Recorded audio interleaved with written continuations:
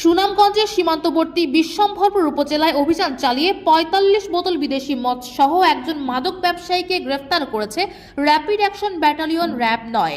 RAB জানায়, গত ১৪ December ২০২৫ রাত আনুমানিক ৮টা ৩০ মিনিটে র্যাব ৯-এর সিপিসি ৩ সুনামগঞ্জের একটি আভিযানিক দল বিশ্বম্ভরপুর উপজেলার চীনাকান্দি বাজার এলাকায় টহল ডিউটিতে নিয়োজিত ছিল। এ সময় গোপন সংবাদের ভিত্তিতে তারা জানতে পারে বিশ্বম্ভরপুর থানাধীন ধনপুর ইউনিয়নের দুধপুর এলাকায় মাদকদ্রব্য ক্রয় বিক্রয়ের উদ্দেশ্যে কয়েকজন ব্যক্তি অবস্থান করছে। সংবাদ পেয়ে র্যাবের দলটি রাত আনুমানিক ৮টা ৪০ মিনিটে ঘটনাস্থলে পৌঁছায়। র্যাবের উপস্থিতি টের পেয়ে এক ব্যক্তি পালানোর চেষ্টা করলে তাকে আটক করা হয়। পরে তল্লাশি চালিয়ে তার হেফাজতে থাকা একটি প্লাস্টিকের বস্তা থেকে ৪৫ বোতল বিদেশি মদ উদ্ধার করা হয়।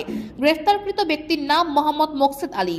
তিনি বিশ্বম্ভরপুর উপজেলার ধনপুর ইউনিয়নের দুধপুর গ্রামের বাসিন্দা।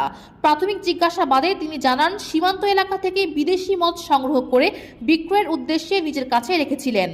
পরবর্তীতে আইনগত ব্যবস্থা গ্রহণের জন্য গ্রেফতারকৃত ব্যক্তির বিরুদ্ধে বিশেষ ক্ষমতা আইন ১৯৭৪-এর সংশ্লিষ্ট ধারায় মামলা দায়ের করে তাকে এবং জব্দকৃত মাদক বিশ্বম্ভরপুর থানায় হস্তান্তর করা হয়েছে। র্যাব আরও জানায়, মাদকের বিরুদ্ধে সরকারের জিরো টলারেন্স নীতি বাস্তবায়নে গোয়েন্দা তৎপরতা ও অভিযান অব্যাহত থাকবে।